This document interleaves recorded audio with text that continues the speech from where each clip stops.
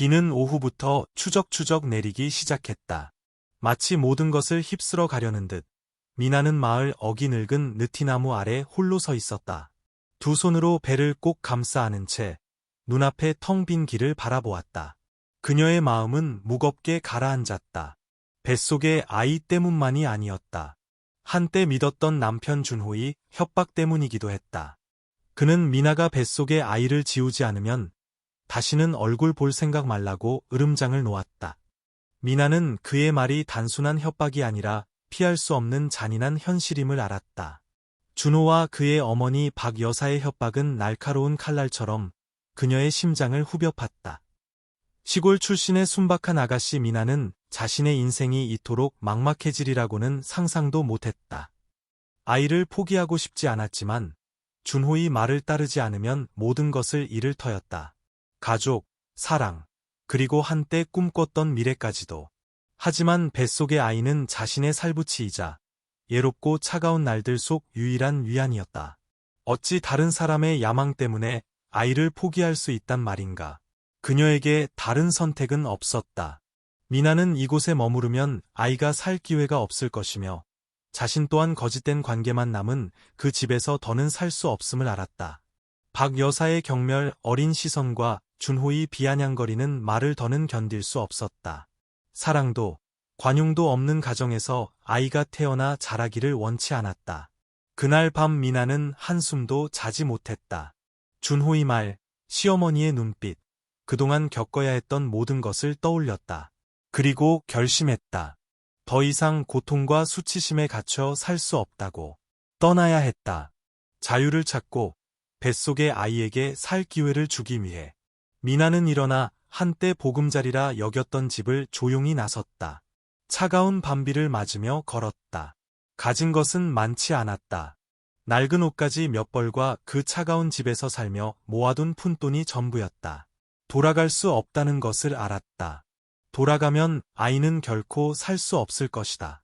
그리고 돌아간다면 아마 자신도 준호와 박 여사의 통제에서 영원히 벗어날 수 없을 것이다.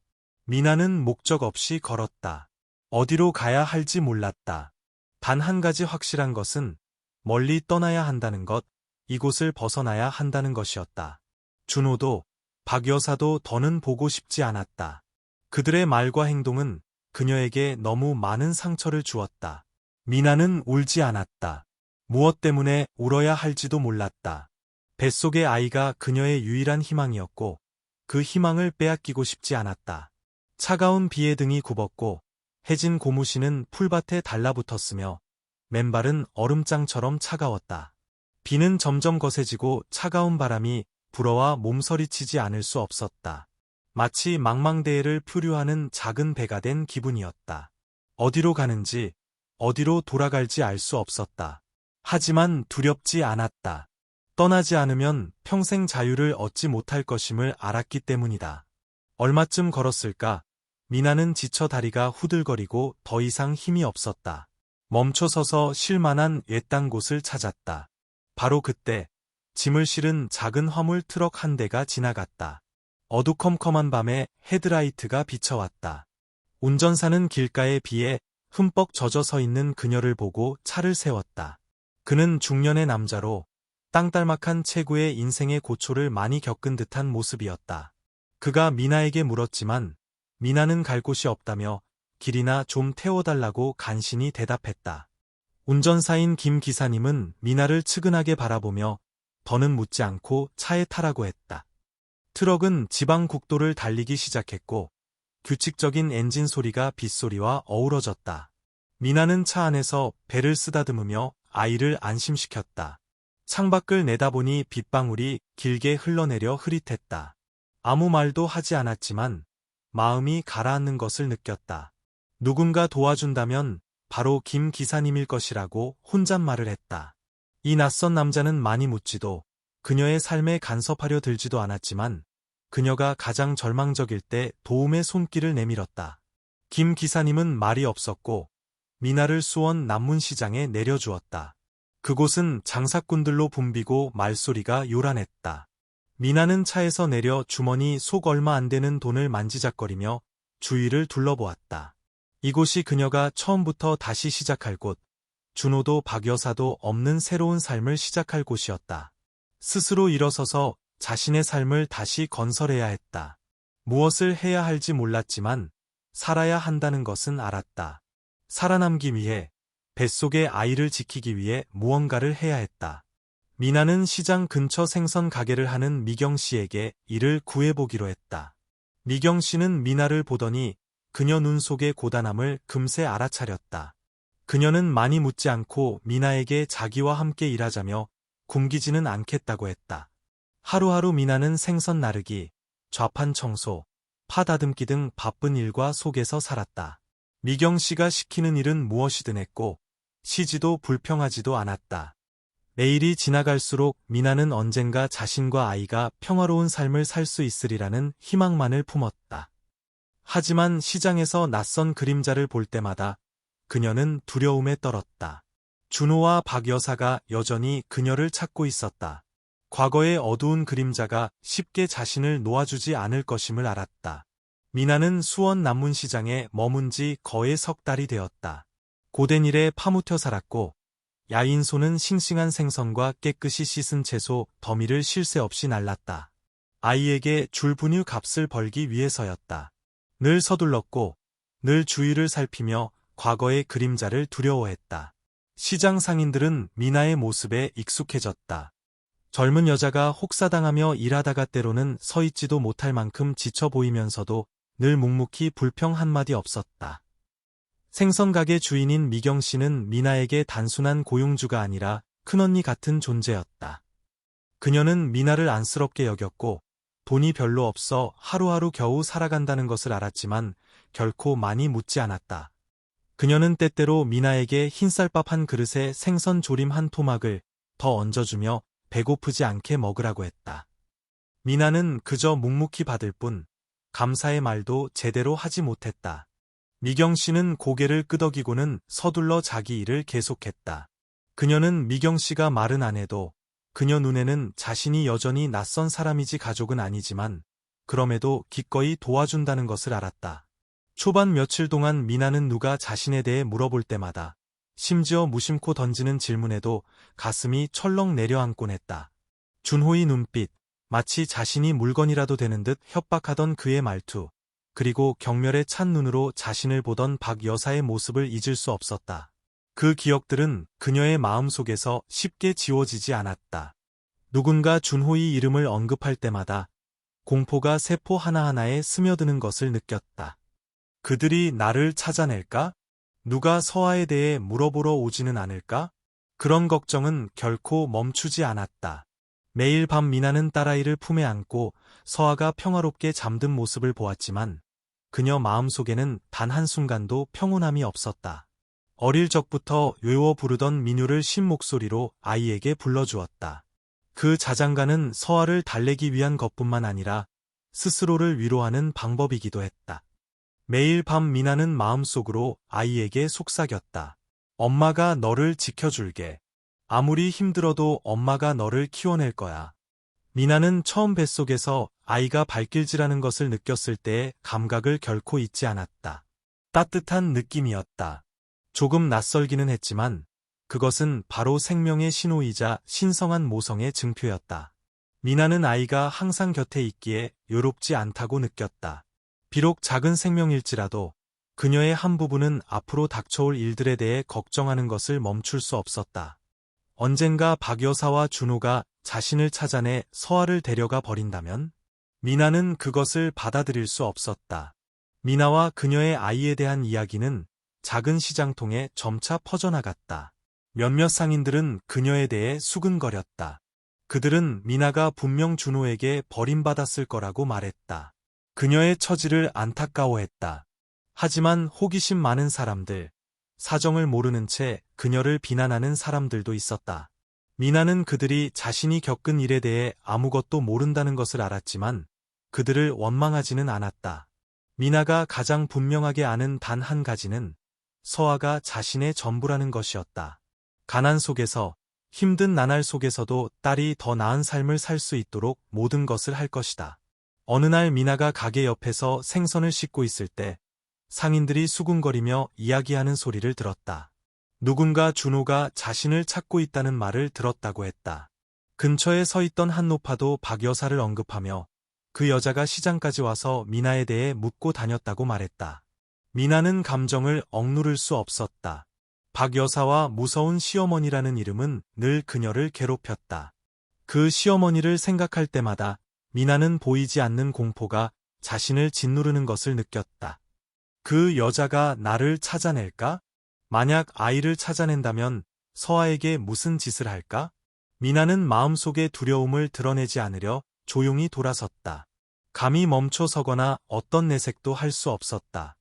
미경 씨는 미나가 말없이 안색이 창백해지는 것을 보았지만 아무것도 묻지 않았다. 그녀는 이해했고 미나가 매일 불안 속에서 살고 있다는 것을 알았다. 미경 씨는 아무 말 없이 자기 일을 계속했지만 마음속으로 미나는 특별한 사람이었다. 그녀는 미나를 안타까워했지만 약간의 음식과 임시 거처를 제공하는 것 외에 더 도울 방법을 알지 못했다. 다음 며칠 동안 미나는 너무 오래 외출하지 않으려 했다. 주변 사람들과의 교류를 더욱 줄였고 일만 하고 집으로 돌아왔다. 아무도 자신에 대해 너무 많이 알기를 원치 않았고 낯선 사람이 가까이 오는 것을 원치 않았다. 미경 씨는 이를 알고 미나에게 맡겨진 일 외에는 아무것도 강요하지 않았다. 하지만 그녀 또한 미나가 심리적으로 병들어 있다는 것을 분명히 보았다. 낯선 사람이 지나갈 때마다 미나의 눈에서 공포를 볼 수 있었다. 어느 날 오후 미나가 좌판에서 채소를 씻고 있을 때 낯선 남자가 시장에 나타났다. 그는 흰색 셔츠를 입고 키가 크고 마른 체격이었으며 가게들을 따라 걷다가 미경 씨의 생선 가게 앞에서 잠시 멈췄다. 미나는 멀리서 지켜보았고 심장이 격렬하게 뛰었다. 이 사람이 준호나 박 여사의 사람일까? 안심할 수 없었다. 그녀는 황급히 고개를 숙여 남자가 자신을 보지 못하도록 애썼지만 그의 시선은 여전히 그녀를 스쳐 지나갔다. 미나는 등골이 오싹해지는 것을 느꼈지만 감히 움직이지 않고 평정을 유지하려 했었다. 미경 씨는 미나의 표정이 변하는 것을 보고 다가와 안부를 물었지만 미나는 그저 고개를 저을 뿐 아무 말도 하지 않았다. 다음 날 미나는 준호가 자신을 찾아냈다는 소식을 들었다. 모든 것이 변하기 시작했다. 그녀는 더 이상 영원히 숨어 지내는 사람이 될 수 없었다. 과거의 관계는 단순히 지워질 수 없었다. 그것들에 맞서야 했고 비록 자신의 작은 세상 안에서일지라도 서아를 보호할 방법을 찾아야 했다. 미나는 하늘에 먹구름이 잔뜩 낀 것처럼 마음속에 피로감이 밀려오는 흐린 아침에 잠에서 깼다. 일찍 일어나 하루 종일 돈을 벌기 위해 일하는 것에 익숙해졌지만 오늘은 달랐다. 밤새도록 떨쳐낼 수 없는 무거운 느낌이 그녀를 괴롭혔다. 준호가 자신을 찾고 있다는 소식에 미나는 숨을 쉴 수 없었다. 이루 말할 수 없는 기묘한 공포, 언제라도 심장을 먹게 할 수 있는 불안감이었다. 준호라는 이름이 그의 협박에 대한 기억과 함께 머릿속에서 맴돌았다. 그들은 그녀에게 뱃속에 아이를 지우라고 강요했고 집을 떠나게 만들었다. 그런데 이제 와서 다시 그녀를 찾아와 아이를 데려오지 않으면 상상할 수 없는 결과가 있을 것이라고 협박했다. 미나는 딸 서아를 그런 속박 속에 살게 할 수 없었다. 자신이 겪었던 일을 아이가 겪게 하지 않을 것이다. 그날 아침, 미나는 서아의 아침 식사를 급히 준비하면서도 눈은 불안을 멈출 수 없었다. 몸이 지쳐 기력이 없음에도 불구하고 일찍 일어났다. 딸에게는 여전히 엄마가 필요했다. 부드러운 피부, 앵두 같은 입술을 한 채 평화롭게 잠든 딸을 바라보았다. 서아는 미나에게 전부였다. 아이는 미나가 수많은 시련을 견뎌낼 수 있는 유일한 이유였다. 매일 조금씩 자라는 아이를 보며 미나는 마음속에 작은 기쁨을 느꼈다. 삶이 아무리 힘들어도 아이만 건강하다면 극복할 수 있었다. 갑자기 문 두드리는 소리가 울렸다. 미나는 깜짝 놀라 불안한 마음으로 문을 열러 나갔다. 그녀 앞에는 뜨거운 죽 한 그릇을 손에 든 미경 씨가 서 있었다. 미경 씨는 온화한 미소로 미나에게 죽 그릇을 건네며 나지막이 말했다. 미나야, 좀 먹어. 너무 지치면 안 돼. 몸이 건강해야 일도 하지. 미나는 미경 씨에게서 죽 그릇을 받으며 한없는 고마움을 느꼈다. 미경 씨는 생선가게 주인일 뿐만 아니라 미나의 친구이자 두 번째 어머니였다. 미경 씨는 미나가 시댁에서는 결코 받아보지 못한 관심을 항상 기울여 주었다. 그녀는 많이 묻지 않고 미나가 필요할 때마다 조용히 도와주었다. 그녀는 미나가 걱정하고 있다는 것을 알았지만 굳이 많은 것을 공유하라고 강요하지 않았다. 그저 어떤 상황에서든 곁에서 묵묵히 도와줄 뿐이었다. 미나는 부엌의 작은 나무 의자에 앉아 죽 그릇을 입으로 가져갔다. 죽의 향긋한 냄새에 마음이 따뜻해졌지만 마음속의 무거운 느낌은 좀처럼 가시지 않았다. 이 공포 속에서 계속 살 수는 없었다. 무언가를 해야 했다. 서아는 이런 환경에서 계속 살 수 없었다. 미나는 딸을 보호할 방법을 찾아야 했다. 미경 씨는 미나를 한동안 바라보다가 진지하면서도 걱정스러운 목소리로 물었다. 미나야, 무슨 일 있니? 요즘 왜 이렇게 계속 생각에 잠겨 있어? 미나는 한숨을 쉬며 마치 무의식 속에서 답을 찾으려는 듯 먼 곳을 바라보았다. 미경 씨에게 계속 숨길 수는 없었다. 그녀는 자신을 많이 도와주었고 이제는 사실을 마주해야 할 때였다.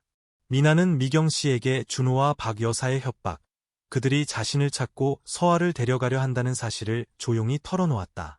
자신이 겪어야 했던 고통스러운 삶, 끊임없는 강요와 협박에 대해 이야기했다.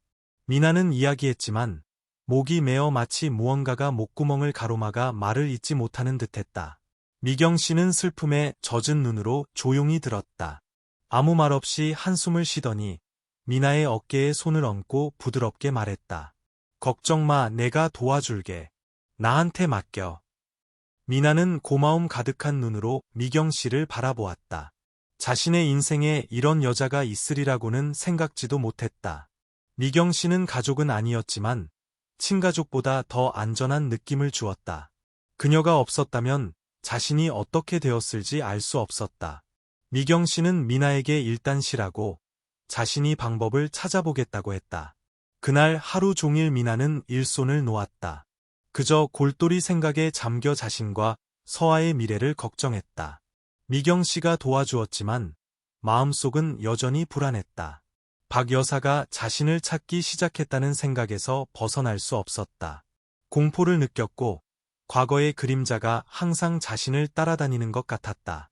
미나는 서아를 그들의 지배하에 살게 할 수 없었고 자신이 겪었던 일을 아이가 겪게 할 수 없었다. 저녁 무렵 예상치 못한 일이 일어났다. 미경 씨가 긴장한 얼굴로 생선 가게에 들어섰다. 미나야, 누가 너를 찾아왔어. 낯선 사람인데 갓난아이를 둔 젊은 여자를 찾는다고 하더라. 미경 씨는 걱정스러운 눈으로 미나를 바라보았다. 그 사람 봤니? 미나는 깜짝 놀라 심장이 멎는 듯했다. 준호라는 이름이 다시 머릿속에 떠올랐다. 준호나 박 여사의 사람일까? 그들이 벌써 나를 찾아낸 걸까? 식은땀이 이마에 흘렀고 미나는 빠져나갈 수 없는 덫에 걸린 것 같았다. 그녀는 불안 가득한 눈으로 미경 씨를 바라보았다. 언니, 저 어떻게 해야 해요? 그들이 서아를 찾게 할 순 없어요. 아이를 데려갈 순 없어요. 미경 씨는 미나를 보며 한숨을 내쉬고는 말했다. 걱정 마, 미나야.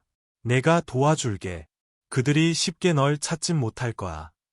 미경 씨는 이미 계획을 세워두었다.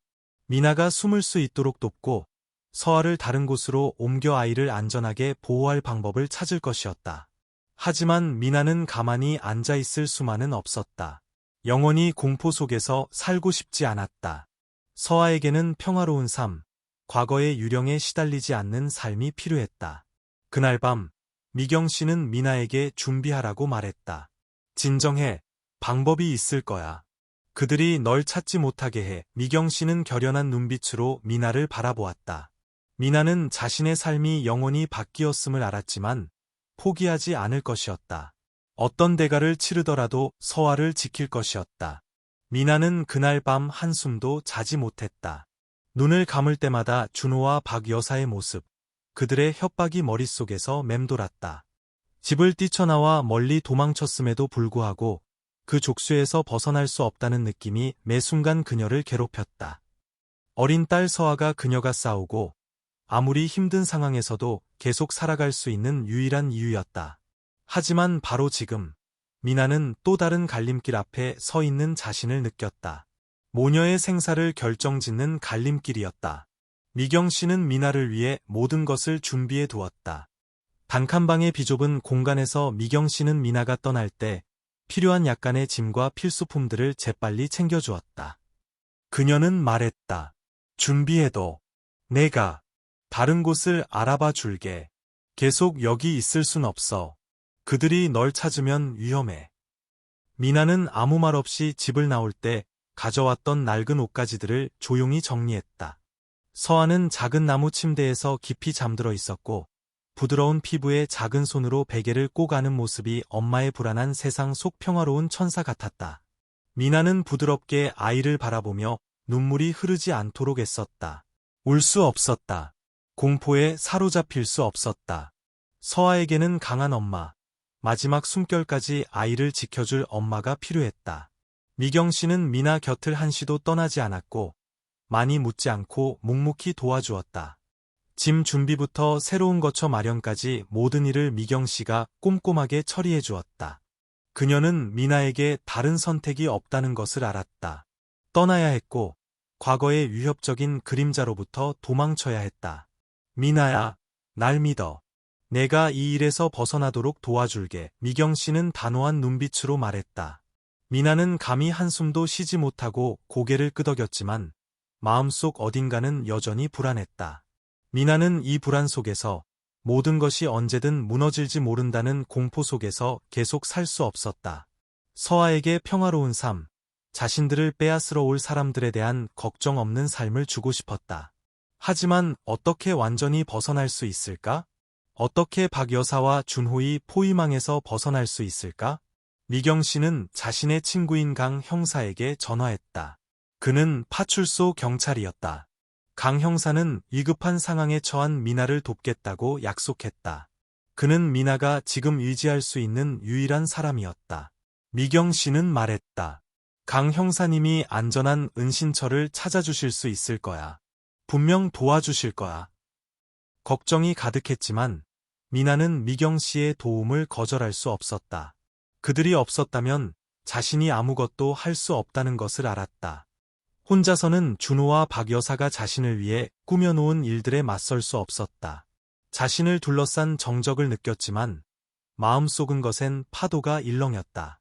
그날 저녁 미나와 미경 씨는 함께 서아를 데리고 작은 집을 나서 강 형사를 만나기로 한 약속 장소로 향했다. 그녀는 천천히 걸었고 감히 뒤돌아보지 못했다.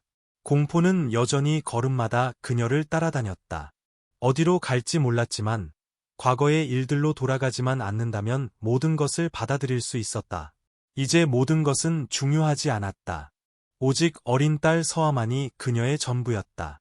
공단 근처 작은 집에 있는 강 형사에게 도착했을 때 미나는 불안감을 떨칠 수 없었다.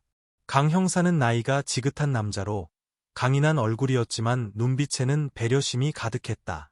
그는 말이 많지 않았고 미나와 미경 씨를 집 안으로 안내한 뒤 부드럽게 물었다. 미나 씨, 안심하세요. 제가 돕겠습니다. 이런 일이 다시는 일어나지 않도록 할 겁니다. 미나는 고개를 끄덕였지만 마음속의 걱정을 감출 수는 없었다. 미경 씨는 옆에 앉아 그녀의 어깨를 토닥이며 진정시키려 했었다. 그녀는 미나가 쉽게 포기하지 않을 것을 알았지만 이 공포 속에서 계속 산다면 미나가 결코 평화로운 삶을 얻지 못할 것이라는 것도 이해했다. 미나가 잠들었을 때 서아는 엄마 품에서 여전히 조용히 잠들어 있었고 주변에서 일어나는 일들을 전혀 알지 못했다. 미나는 너무 많이 생각하지 않으려 했고 부정적인 생각에 사로잡히지 않으려 했다. 언젠가 딸에게 평화를 되찾아줄 수 있으리라는 믿음과 희망을 굳게 지켜야 했다. 미나는 앞으로 모든 일이 어떻게 될지 알 수 없었다. 박 여사가 계속해서 자신을 찾을지 어떨지 알 수 없었다. 하지만 한 가지 확실한 것은 더 이상 그 위협 속에서 살 수 없다는 것이었다. 아무리 많은 어려움에 직면하더라도 미나는 딸을 위해 자신이 누릴 자격이 있는 자유를 위해 끝까지 싸울 것이었다. 다음 날 미경 씨와 강 형사는 미나를 위해 호기심 많은 눈길을 피해 안전한 은신처를 찾아주었고, 미나는 마침내 마음속에 약간의 평온을 찾았다.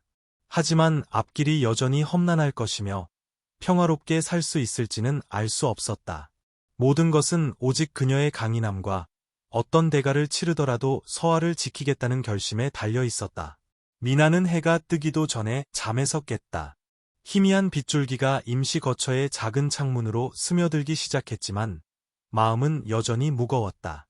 서아는 대나무로 엮은 아기 침대에서 깊이 잠들어 있었고 작은 손은 낡은 담요를 꼭 쥔 채 평화로운 잠 속에서 얼굴이 꿈결 같았다. 지금 이 순간 아이에게 걱정도 두려움도 없는 그런 삶을 영원히 줄 수 있다면 얼마나 좋을까 하고 바랐다. 미나는 일어나 조용히 밖으로 나갔다. 단칸방의 작고 초라한 집은 벽이 축축했고 가구도 별로 없었다. 낡은 나무 침대, 작은 탁자, 옷을 넣는 옷장이 전부였다. 그녀는 깊이 숨을 들이쉬며 아침의 정적을 느꼈다. 하지만 이 정적이 그녀를 안심시키지는 못했다. 박 여사와 준호에 대한 공포는 시댁을 떠나 숨으려 애썼음에도 불구하고 여전히 그녀를 따라다녔다. 작은 방은 마음속의 걱정을 숨길 곳이 없었다. 일어났던 일들을 생각하지 않을 수 없었다. 준호의 협박은 여전히 머릿속에서 울려 퍼져 심장을 안정시킬 수 없었다. 미나는 박 여사나 준호가 자신을 찾아내기만 하면 자신의 삶이 다시 어두운 나날로 떨어질 것을 알았다. 그들은 자신과 서아가 평온하게 살도록 쉽게 내버려 두지 않을 것이다. 미경 씨는 매일 미나를 찾아왔다. 약간의 음식과 시장에서 가져온 채소 몇 가지를 들고 그녀와 서아의 안부를 물었다. 그녀는 거친 파도 속에서 미나가 약간의 평온을 느낄 수 있게 해주는 유일한 사람이었다. 또한 그녀 덕분에 미나는 계속 살아갈 수 있었다. 미경 씨는 항상 귀 기울여 들었고 말하고 싶지 않은 것을 억지로 말하게 하거나 재촉하지 않았다. 그녀는 미나가 몹시 두려워하고 있다는 것을 알았지만 하루하루 살아갈 수 있도록 돕는 것 외에는 더 많은 것을 할 수 없었다. 어느 날 미나가 밥을 짓고 있을 때 미경 씨가 평소보다 일찍 찾아왔다. 얼굴에는 걱정이 가득했다. 미나야, 낯선 사람이 널 찾아. 미경 씨는 낮고 걱정스러운 목소리로 말했다. 방금 한 남자를 만났는데 너에 대해 묻더라. 그 사람이 골목 밖에 서서 이 집을 한참 동안 쳐다보다가 갔어. 미나는 그 말을 듣고 심장이 멎는 듯했다. 그 남자는 누구일까? 준호나 박 여사의 사람일까? 어쩌면 박 여사가 사람을 고용해 자신을 찾은 걸까? 마음속의 걱정은 순식간에 공포로 변해 손발이 후들거렸다. 언니 생각은 어때요? 미나는 불안한 표정으로 미경 씨를 바라보며 물었다. 만약 박 여사 쪽 사람이면 아이를 잡기 위해 어떤 방법을 쓸까요?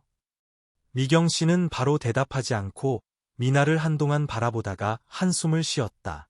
준비해야 해. 그들이 널 찾으면 바로 도망칠 준비를 해야 해. 발각되면 안 돼. 미나는 고개를 끄덕였고 당혹감이 다시 마음속에서 일어났다. 이렇게 무력하다고 느껴본 적은 없었다. 박 여사가 언제든 나타날 수 있다는 생각을 할 때마다 날카로운 칼날이 목에 겨눠진 것 같았다. 딸이 고통받게 할 수 없었고 서아가 이기적이고 야심만 가득한 사람들 사이에서 끌려다니는 삶을 살게 할 수 없었다. 하루하루 미나는 긴장 속에서 살았고 항상 앞뒤를 살피며 너무 오래 외출하지 않으려 했다. 미경 씨는 미나를 위해 다른 은신처를 찾아주었지만 미나는 아직 떠날 준비가 되지 않았다. 어디로 가야 할지, 모든 것이 너무 모호할 때 무엇을 해야 할지 알 수 없었다. 그녀와 서아의 삶은 매 순간 위협받고 있었다. 어느 날 점심을 준비하던 중 미나는 골목 밖에서 오토바이 소리를 들었다. 황급히 창문으로 내다보았다.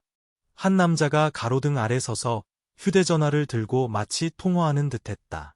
미나는 심장이 터질 듯 긴장했고 식은땀이 흘렀다. 하지만 여전히 평정을 유지하려 했었다. 조심하지 않으면 그들이 자신을 발견할 것을 알았다. 서아는 아기 침대에서 깊이 잠들어 있었고 주변을 위협하는 위험에 대해 아무것도 몰랐다. 미나는 아이를 보며 마음이 다시 아팠다. 아이를 이런 상황에서 살게 할 수는 없었다.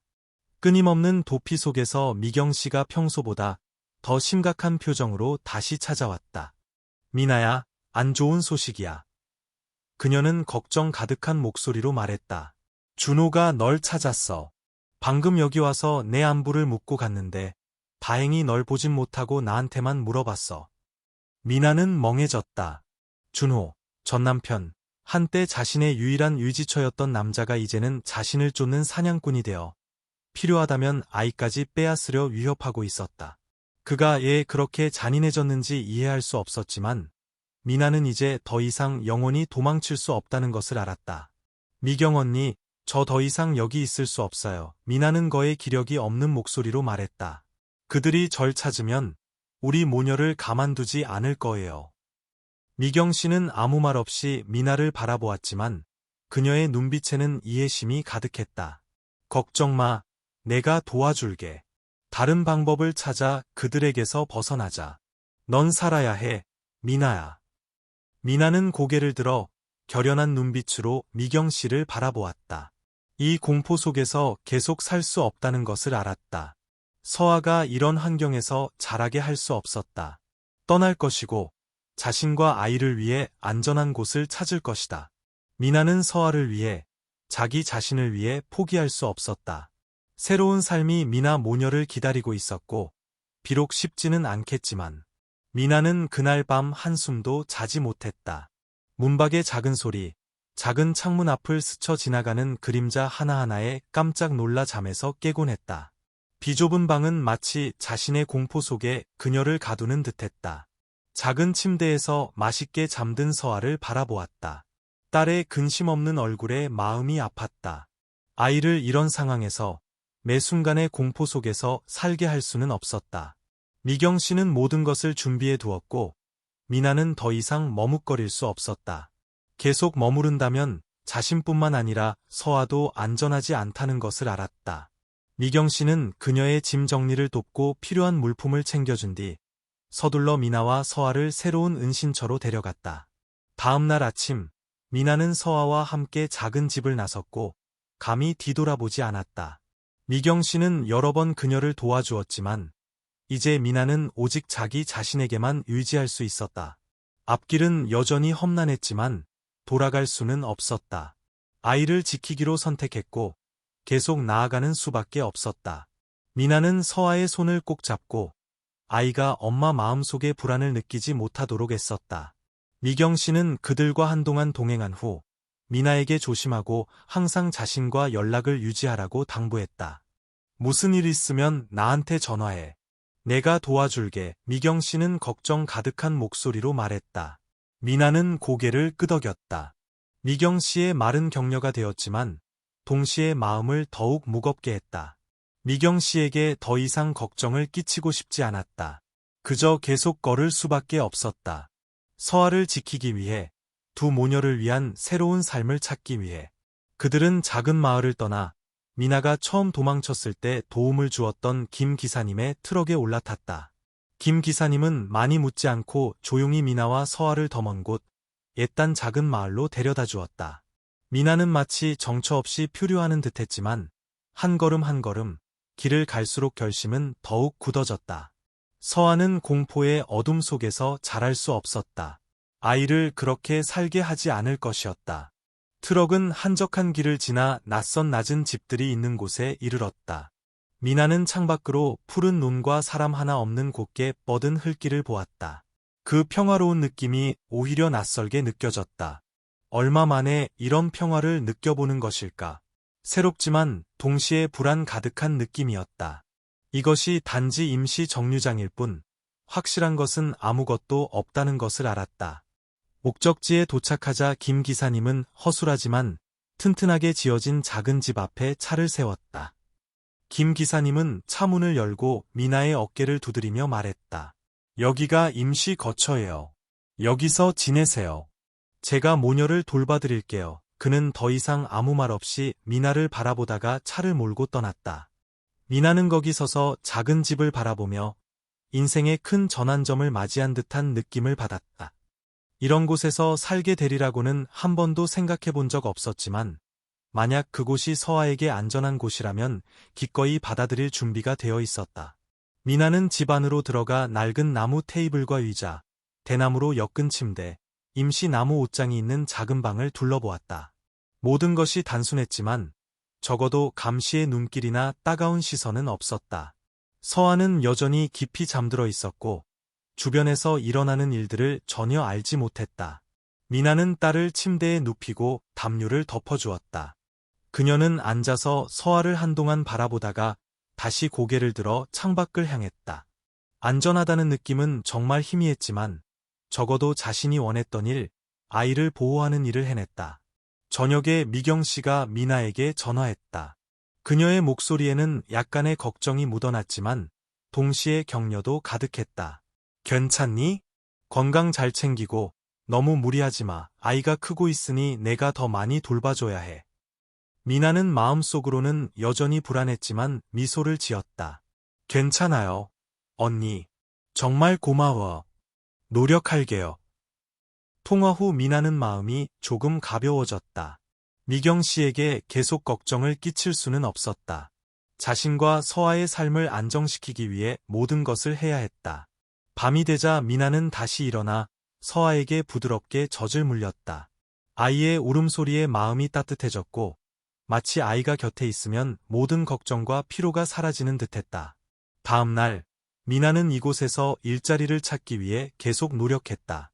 쉽지는 않았지만 처음부터 다시 시작해야 했고 새로운 삶에 익숙해져야 했다. 감이 멈추거나 약해질 수 없었다. 딸이 부족함 없이 자신이 겪었던 것처럼 힘든 나날을 살지 않도록 노력해야 했다. 하지만 미나는 박 여사와 준호의 위협을 생각하지 않을 수 없었다. 그들은 쉽게 포기하지 않을 것이다. 미나는 그것을 느꼈다. 이 평화로운 날들은 단지 일시적일 뿐 다음 전투를 준비하기 위한 시간이었다. 서아를 보호하고 두 모녀의 자유와 안전을 지키기 위해 싸워야 하는 전투였다. 모든 가능성, 모든 상황에 대비해야 했다. 박 여사가 다음에 무슨 짓을 할지 아무도 몰랐다. 그녀가 법을 이용해 자신을 강제로 돌아오게 하려 할까? 아무리 멀리 가야 하더라도 딸이 통제된 삶을 살게 할 수는 없었다. 다시는 그 악몽 같은 나날로 돌아가지 않으리라. 미나는 이미 결심했다. 아무리 힘들더라도 끝까지 싸울 것이다. 미나는 창가에 멍하니 앉아 있었고 눈은 밖을 향했지만 마음은 어딘가 먼 곳에 있었다. 창문 틈새로 차가운 바람이 불어와 다가올 겨울의 냉기를 실어 날랐다. 마음이 편치 않았다. 지금 서아가 아기 침대에서 얼굴이 발그레하고 평화롭게 잠들어 있다 해도 미나는 지나간 악몽 같은 나날들을 잊을 수 없었다. 준호의 협박, 박 여사의 경멸 어린 시선, 떨쳐낼 수 없는 강요들. 그리고 이제 그 유령들이 여전히 그녀를 따라다니며 머릿속에서 떠나지 않고 괴롭혔다. 영원히 공포 속에서 살 수 없다는 것을 알았다. 미나는 과거와 마주하기로 결심했다. 비록 그것이 숨막히게 느껴질지라도 서아를 보호하고 그 위협의 어둠 속에서 살지 않기 위해 무언가를 해야 했다. 미경 씨는 박 여사가 사람을 고용해 자신을 찾고 있다고 알려주었다. 미나는 그 말을 듣고 심장이 멎는 듯했다. 미경 씨는 자세히 말하지 않았지만 미나는 박 여사가 딸만을 원하는 것이 아니라 자신이 돌아와 그들 가족 재산의 일부를 지키기 위해 모든 것을 견디기를 원한다는 것을 알았다. 하지만 미나는 더 이상 그렇게 살 수 없었다. 사람들이 자신을 그들의 이익을 위한 도구로만 여기는 가정에서 계속 살 수 없었다. 미나는 이미 결심했고 돌아갈 수 없었다. 그날 미나는 혼자 시장에 갔고 마음이 무거웠다. 마을 이웃들은 호기심 어린 눈으로, 때로는 안타까운 눈으로 그녀를 바라보았다. 미나는 그들이 자신에 대해 수군거린다는 것을 알았지만 신경 쓰지 않았다. 그녀의 걸음걸음마다 끊이지 않는 걱정이 묻어났다. 박 여사가 이곳에 사람을 보내 자신을 찾을지 어떨지 알 수 없었다. 알 수 없었지만 영원히 걱정 속에서 살 수는 없었다. 서아는 여전히 그녀에게 전부였다. 그 어린아이가 미나가 계속 싸울 수 있는 유일한 이유였다. 서아가 공포 속에서 살게 할 수 없었고 딸이 이기적이고 잔인한 사람들로 가득한 세상에서 자라게 할 수 없었다. 아무리 힘들더라도 아이를 위해 더 나은 미래를 만들어야 했다. 미나가 집에 돌아왔을 때 미경 씨가 이미 기다리고 있었다. 그녀는 걱정 가득한 눈으로 미나를 바라보았지만 동시에 단호함도 담겨 있었다. 미나야, 소식이 있어. 미경 씨가 말을 시작했다. 준호가 파출소에서 도망쳤대. 그를 더 오래 붙잡아 둘 수 없었나 봐. 그가 탈출했고 너와 서아를 다시 찾아올지도 몰라. 미나는 그 말을 듣고 손에 힘이 풀리는 듯했고 심장이 터질 듯 뛰며 숨을 쉴 수 없었다. 준호가 도망쳤다니. 자신의 길을 믿을 수 없었다. 준호는 전 남편일 뿐만 아니라 자신이 가진 모든 것을 잘 아는 사람이었다. 그는 아이를 되찾기 위해 무슨 짓이든 할 수 있었다. 그리고 미나는 그가 돌아오면 모든 것이 다시 시작될 것임을 알았다. 미경 씨는 그녀를 보며 더 이상 아무 말 없이 한숨만 쉬었다. 더 이상 가만히 기다릴 수 없어. 딸을 지키기 위해 무언가를 해야 해. 미나는 고개를 끄덕였고 마음속에 새로운 결의가 솟아났다. 영원히 도망칠 수는 없었다.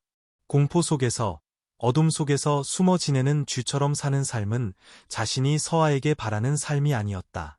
다른 사람들이 자신의 인생을 결정하게 할 수 없었고 그들이 자신을 고통스러운 나날로 다시 끌어들이게 할 수 없었다. 미나는 자신의 삶을 주도할 방법을 찾아야 했다. 그녀는 앉아서 나무 침대에 앉아있는 서아를 바라보았다. 작은 손이 하늘을 향해 뻗어 마치 가장 좋은 모든 것을 만지려는 듯했다. 미나는 아이를 품에 안고 아이 머리에 뺨을 대며 서아의 온기를 느꼈다. 무슨 일이 일어나든 결코 포기하지 않겠다고 속으로 다짐했다. 어떤 대가를 치르더라도 딸이 다치게 하지 않을 것이었다. 그날 밤새도록 미나는 잠들지 못했다. 일어났던 모든 일과 다음 단계에 대해 생각했다. 영원히 계속 피할 수는 없었다. 박 여사와 준호, 그리고 자신의 과거와 마주해야 했다. 하지만 그 모든 고통이 기억 속에 생생하게 남아있는데 어떻게 과거의 모든 것과 마주할 수 있을까? 미나는 알지 못했지만 한 가지는 알았다. 서아가 다른 세상, 음모와 잔인함에 얽매이지 않는 세상에서 자랄 수 있도록 무언가를 해야 한다는 것이었다. 미나는 계획을 세우기 시작했다. 박 여사와 준호가 다시는 자신을 찾을 수 없게 할 것이었다. 아주 먼 곳, 아무도 추적할 수 없고 아무도 자신과 서아를 찾을 수 없는 곳을 찾을 것이었다. 더 이상 누구에게도 자신의 삶을 통제당하지 않을 것이었다. 아이를 위해, 그리고 자기 자신을 위해 살 것이었다. 미경 씨는 이 모든 여정 동안 항상 미나와 함께한 사람이었다. 미나는 그녀의 도움으로 이 어려움들을 혼자 감당하지 않아도 될 것임을 알았다. 함께라면 서아를 보호하고 두 사람 모두를 위한 새로운 미래를 건설할 방법을 찾을 수 있을 것이었다. 미나는 고통 없는 미래를 꿈꿀 수는 없었지만 과거의 유령이 없는 평화로운 삶, 딸과 함께 처음부터 다시 시작하여 더 나은 새로운 삶을 건설할 수 있는 곳을 꿈꿀 수 있었다. 미나는 창가에 서서 텅 빈 길을 내다보았다. 해는 이미 졌고 희미한 가로등 불빛이 땅에 비쳐 풍경을 옅은 노란색으로 물들였다. 서아는 아기 침대에서 깊이 잠들어 있었고 작은 손은 담요 위에 놓여 있었으며 발그레한 얼굴은 근심이 없었고 아이의 부드러운 머리카락은 가벼운 바람에 살짝 날렸다. 미나는 아이를 보며 마음이 아팠다. 아이를 곁에 두기 위해 얼마나 많은 어려움과 잠 못 이루는 밤을 보냈던가. 하지만 아이는 여전히 걱정 없이 마치 평화롭게 잠든 천사 같았다. 오늘 미나는 다시 한번 과거와 마주하기로 결심했다. 준호가 파출소에서 탈출했고 미나는 원하든 원치 않든 영원히 도망칠 수 없다는 것을 알았다. 이 공포 속에서 계속 살 수 없었다. 서아가 끊임없는 위협의 어둠 속에서 자라게 할 수 없었다. 두 모녀를 그 거친 파도로부터 구하기 위해 무언가를 해야 했다. 그날 밤 미나는 미경 씨를 다시 만났다. 그녀는 여전히 미나가 이 순간 믿을 수 있는 유일한 사람이었다. 미경 씨는 그녀를 보며 많이 말하지 않고 미나의 어깨를 토닥이며 부드럽게 말했다. 이렇게 멀리까지 왔는데 다시 돌아가지 마. 너희 모녀는 살아야 해. 계속 나아가야 해. 미나는 그녀를 보며 마음속에 약간의 따뜻함을 느꼈다. 도망치던 나날 동안 오직 미경 씨만이 항상 곁에 있었고 많이 묻지 않고 묵묵히 도와주었다. 내가 도와줄게. 걱정 마. 우리 다 이겨낼 수 있을 거야. 미경 씨는 그 어느 때보다 단호한 눈빛으로 말을 이었다. 미나는 아무 말 없이 고개를 끄덕였다. 삶이 아무리 힘들어도 적어도 이 힘든 여정 동안에는 미경 씨가 항상 함께할 동반자라는 것을 알았기 때문이다. 다음 날, 미나는 오랫동안 미뤄왔던 일을 하기로 결심했다. 더 이상 도망치기 위해서가 아니라 마주하기 위해 파출소에 갈 것이었다. 모든 진실을 털어놓고 박 여사와 준호가 자신에게 한 모든 일을 이야기할 것이었다. 더 이상 누구에게도 잔인한 게임에 휘말리게 하지 않을 것이었다. 서아가 사랑이 멀게만 느껴지는 가정에서 살게 하지 않을 것이었다. 미나가 파출소에 도착했을 때 미경 씨가 소개해준 강 형사가 이미 기다리고 있었다. 강 형사는 중년의 남자로 진지한 풍채였지만 눈빛에는 이해심이 가득했다. 그는 미나를 사무실로 안내하고 그녀의 말을 하나하나 귀 기울여 들었다. 그녀는 박 여사의 협박, 강요당했던 일들, 그리고 집을 뛰쳐나와야 했던 일까지 모든 것을 털어놓았다. 미나는 더 이상 두렵지 않았다. 일어서서 진실을 말해야 한다는 것을 알았다. 미나 씨, 정말 잘하셨습니다. 강 형사는 이야기를 다듣고 말했다. 이제 저희가 추가 조사를 하고 법에 따라 모든 일을 처리하겠습니다. 안심하십시오. 저희가 보호해 드리겠습니다. 미나는 아무 말 없이 미소를 지었다. 안도의 미소였다. 짐을 내려놓은 사람의 미소였다. 더 이상 지난날의 공포 속에서 살거나 어둠 속에 숨어 지낼 필요가 없었다. 그녀는 빛을 찾았다.